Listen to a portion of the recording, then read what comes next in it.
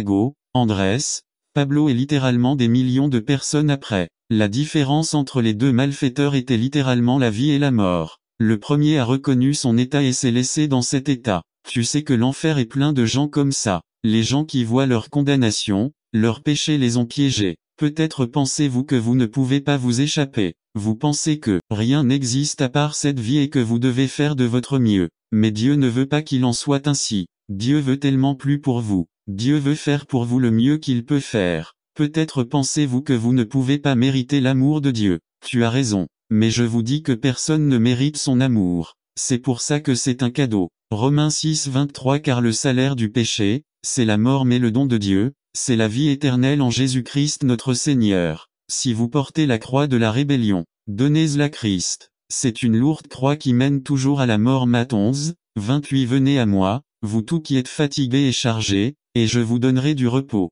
Venez à lui, il vous fera vous reposer. Romains 19. Si vous confessez de votre bouche le Seigneur Jésus, et si vous croyez dans votre cœur que Dieu l'a ressuscité des morts, vous serez sauvés. N'attendez pas qu'il soit trop tard. Devenez membre de la chaîne Today et bénéficiez de réconfort et de soutien dans les moments difficiles. Cliquez sur le lien dans la description de la vidéo. Mardi 9 avril 2024, page 3. Résumé des résolutions du Nouvel An. C'est un excellent message qui aidera l'Église à proposer de pratiquer l'amour conjugal et de rester ferme, sans fluctuer. Par Georges Alvarez. Résolution du Nouvel An. Introduction 29 décembre 2002. Service du soir à Ebenezer, Union City, Californie. Une sœur de l'Église a dit: lorsqu'il s'agit de nouvelles résolutions, je suis comme celles qui prennent soin de l'environnement. Il recycle pareil et pareil. On lui a demandé ce qu'il recyclerait pour la noucache qui va et vient à la recherche d'une occasion de s'échapper. S'il est possible de mettre un animal en cage pour l'apprivoiser,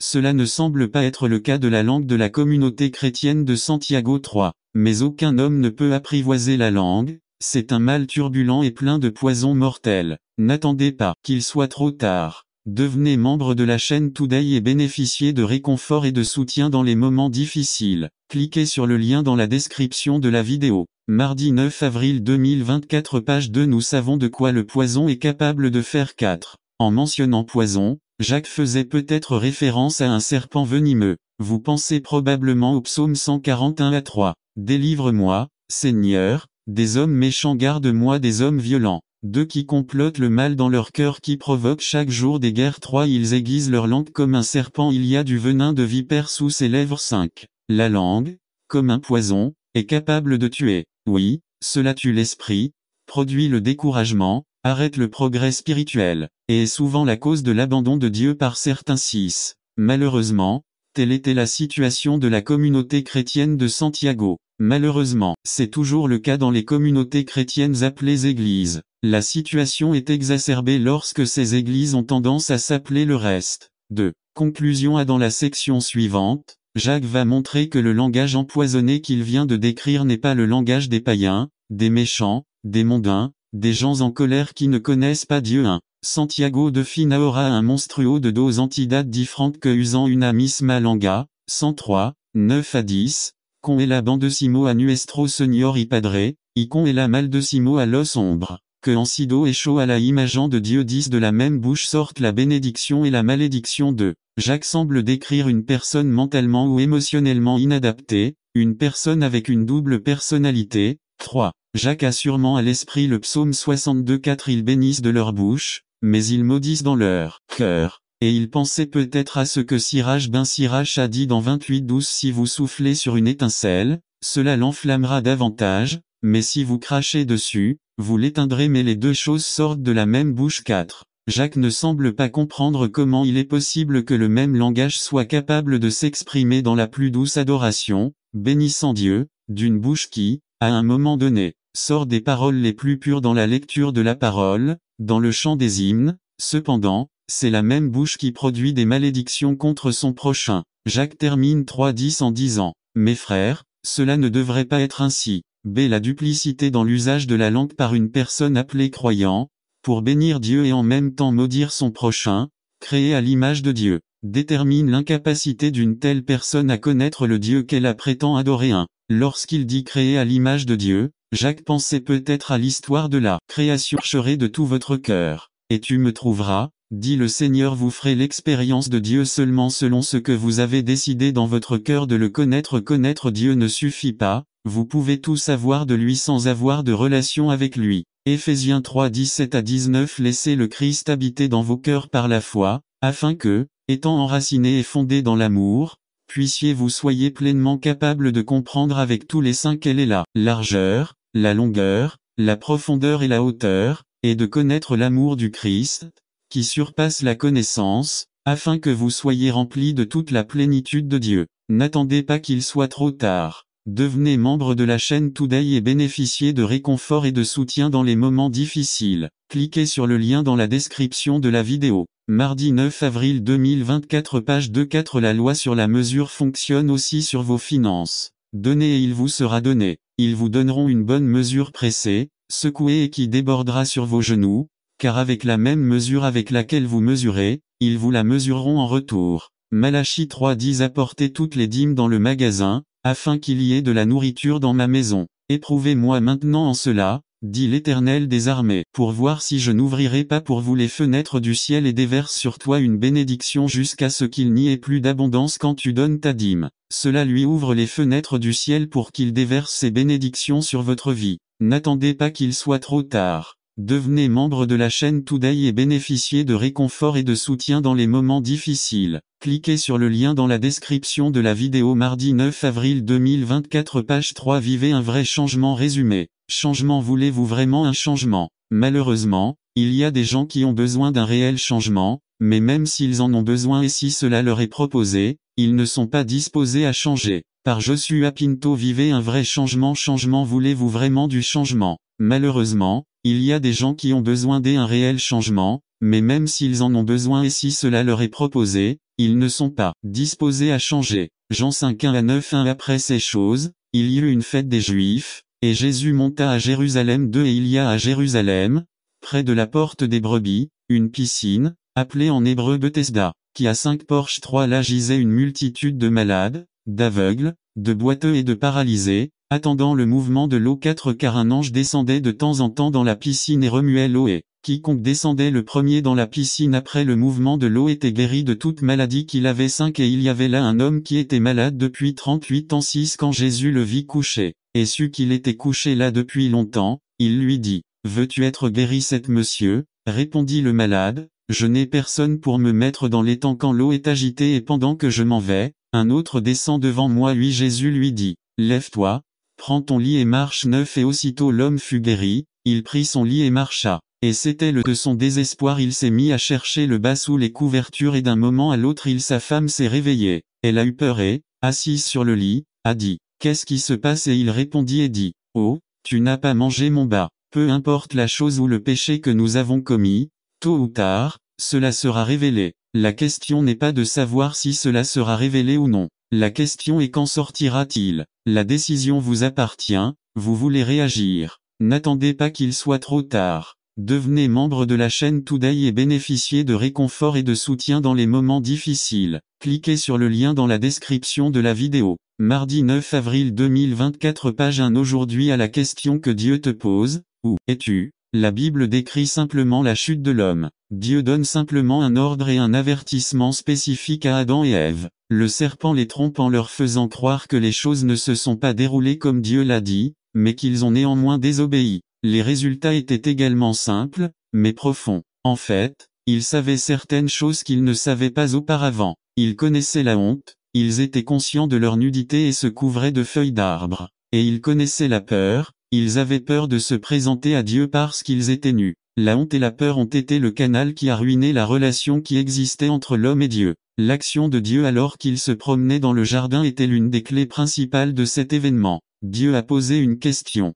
Où es-tu? La question n'était pas due à l'ignorance, comme si Dieu ne savait pas où il se trouvait. La question était conçue pour recevoir une réponse d'Adam. Cette question exigeait une réponse, non pas précisément sur l'emplacement physique, mais plutôt sur l'état dans lequel il se trouvait. C'est la même question que Dieu vous pose aujourd'hui. Les êtres humains continuent de pécher et de se rebeller contre la volonté de Dieu, c'est pourquoi nous continuons à subir les conséquences du péché en aidant. Ainsi, tout comme Adam et Ève étaient accablés de honte et de peur, Les pécheurs d'aujourd'hui sont également accablés par ces mêmes choses. Et ainsi, tout comme Dieu cherchait Adam et Ève, Dieu cherche aujourd'hui ceux qui se cachent de lui. La Bible dit dans Ézéchiel 34:16 New American Standard 16 Je chercherai les perdus, je ramènerai les perdus, je les chercherai je penserai ceux qui sont brisés, et je fortifierai les malades. Et dans Matthieu 18:11 version King James 11 Car le Fils de l'homme est venu pour sauver ceux qui étaient perdus. Dieu te demande aujourd'hui où es-tu? Est-ce que tu te caches de Dieu?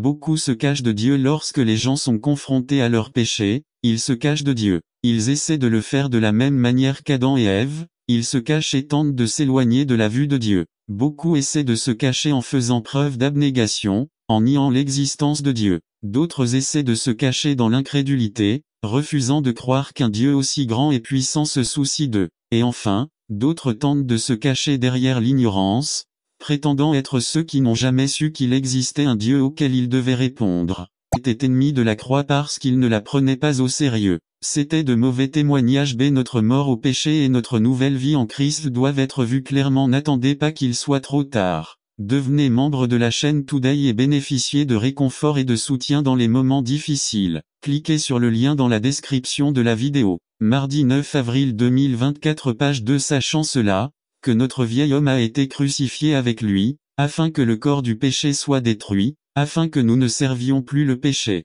Romains 6:6-2. Leur fin sera la destruction. Le mot perdition, perte éternelle identique à Jean 3:16b. Ces gens n'avaient vraiment pas le salut. Sa vie l'a prouvé. C'est l'exemple de l'arbre, Matthieu 7:15-20. Tout arbre qui ne porte pas de bons fruits est coupé et jeté au feu. Ainsi, c'est à leurs fruits que vous les reconnaîtrez. Matthieu 7:19-23. Votre Dieu et votre ventre. Le mot ventre, appétit ou désir. Cela régissait leur vie. Certains appétits sont valables, mais d'autres ne le sont pas. La nourriture est pour l'estomac et l'estomac est pour la nourriture. Il en est ainsi, et Dieu les détruira tous deux. Mais le corps n'est pas pour l'immoralité sexuelle mais pour le Seigneur, et le Seigneur pour le corps. 1 Corps 6:13 Nif 4. Sa gloire et sa honte. Ils se sont vantés de ce dont ils devraient avoir honte. Ce qu'ils font doit être honteux et ne participez pas aux œuvres infructueuses des ténèbres, mais réprimandez les plutôt parce qu'il est honteux de parler même de ce qu'ils font en secret. Éphésiens 5:11-12-5. Ils ne pensent qu'aux choses terrestres. Ils se concentraient entièrement sur les choses de ce monde. Nous ne devons pas laisser ce monde nous mettre dans son moule. L'exemple de l'eau et de la pâte à modeler. Romains 12:2. Ils n'ont pas compris que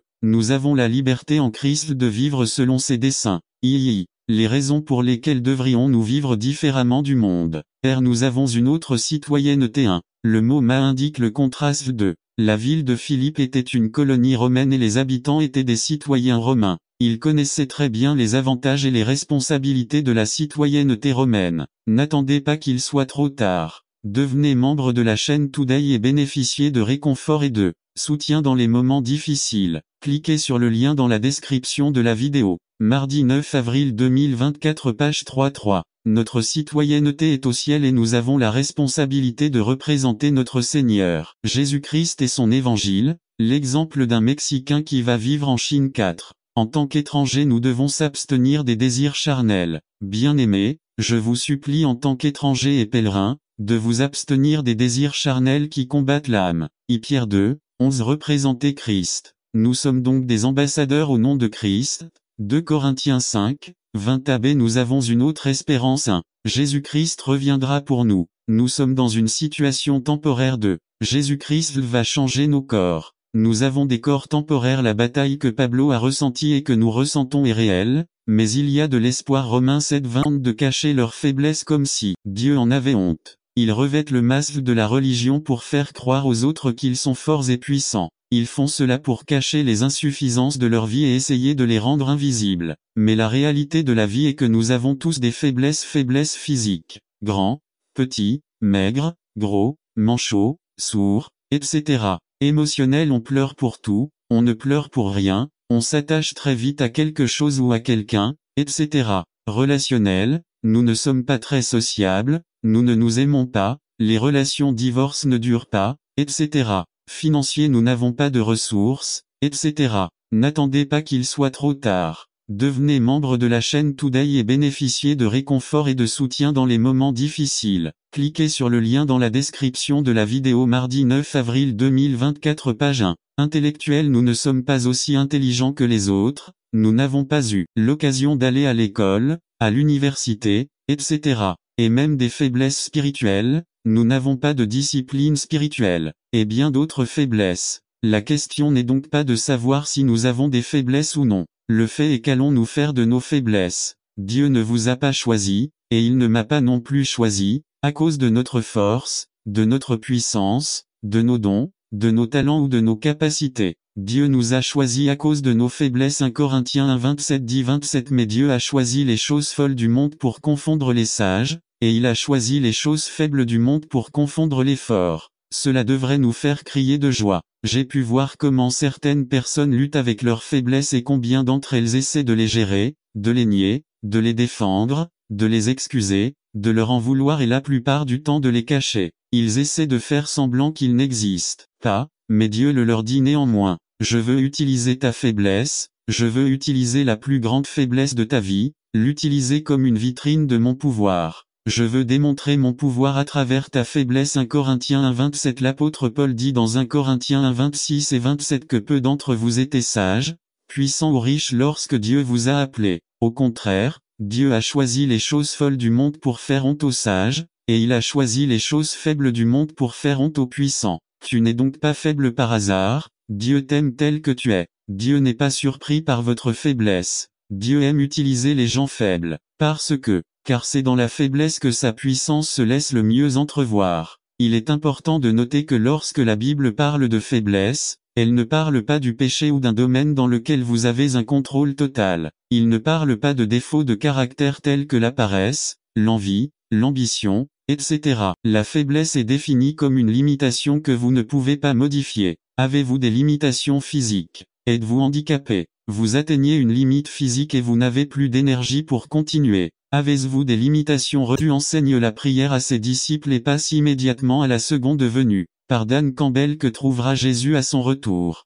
Mais quand le Fils de l'homme viendra, trouvera-t-il la foi sur terre? Luc 18:8. Que trouvera Jésus à son retour sur terre? Comme cette parabole est fascinante. Jésus enseigne la prière à ses disciples et passe immédiatement à la seconde venue. Le but de cette parabole était d'encourager les disciples. Ils allaient faire face à des situations difficiles qui provoqueraient le découragement, la tristesse et la frustration et l'envie de tout quitter. Vous identifiez-vous à cela? Cette parabole a été donnée pour que les disciples puissent voir l'importance de la prière et de la foi, contrairement au fait de perdre courage face à des difficultés prolongées. Parlez de la veuve. Cette veuve vivait dans la même ville que le juge injuste. Jour après jour, la veuve revenait au tribunal pour voir le juge. Elle était désespérée et avait besoin de justice. L'hésitation du juge à administrer la justice indique probablement qu'il attendait quelque chose sous la table. Tout comme le roi Félix espérait que l'apôtre Paul lui donnerait quelque chose pour résoudre son cas. Le juge rend finalement justice à la veuve en raison de sa persévérance.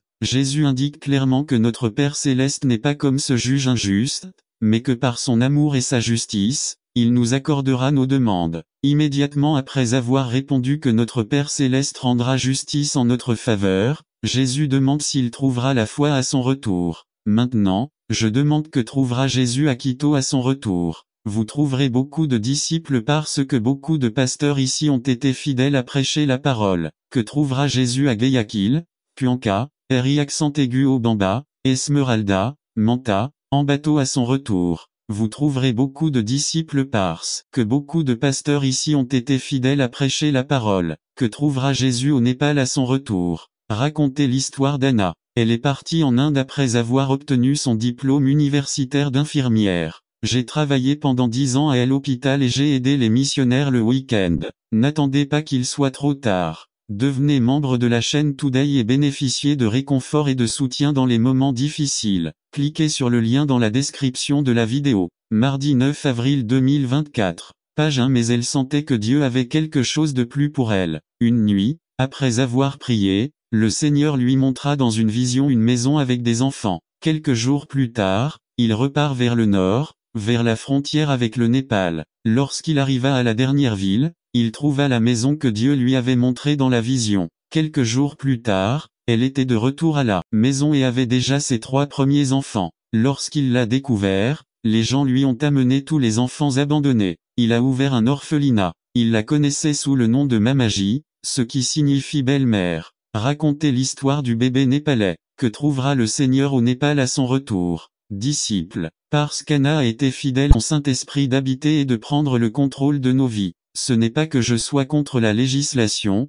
l'éducation ou un meilleur environnement, mais si c'est la seule chose que nous faisons, cela consiste simplement à lui donner une aspirine pour atténuer la douleur et nous ne prendrions pas de mesures pour tuer l'infection. Rappelons-nous que notre combat n'est pas contre la chair et le sang, mais contre les démons et les esprits qui sont prêts à traquer nos vies. Ainsi, la réponse ne se trouve pas dans la législation, dans l'éducation ou dans l'environnement. La réponse est Christ. Dieu nous a déjà donné la victoire à travers son Fils Jésus-Christ. Conclusion: Christ nous a donné l'autorité et la victoire dans nos vies. Il n'y a pas de péché, il n'y a pas de tentation, il n'y a pas de démon que le Fils de Dieu ne puisse vaincre dans nos vies. Gloire à Dieu pour sa victoire dans nos vies. N'attendez pas qu'il soit trop tard. Devenez membre de la chaîne Today et bénéficiez de réconfort et de soutien dans les moments difficiles. Cliquez sur le lien dans la description de la vidéo. Mardi 9 avril 2024 page 5. Peut-être dites-vous: je suis opprimé par le diable, ou les griffes de l'obsession ont pris le contrôle de votre vie.